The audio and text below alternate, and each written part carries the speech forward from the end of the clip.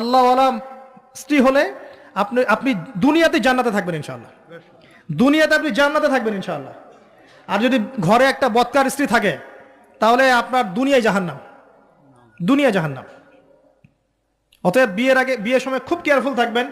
আপনি দিনদার মেয়েকে প্রাধান্য দেন, এবং মেয়েদেরকেও বলবো দিনদার ছেলে ছাড়া বিয়ে করে না।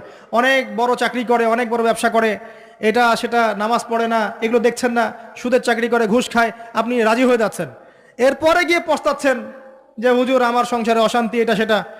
এখন তো পস্তায় লাভ নাই, বরং আপনার সন্তানও হবে ওই নাস্তিক প্রজন্মের মতোই, নাউজুবিল্লাহ।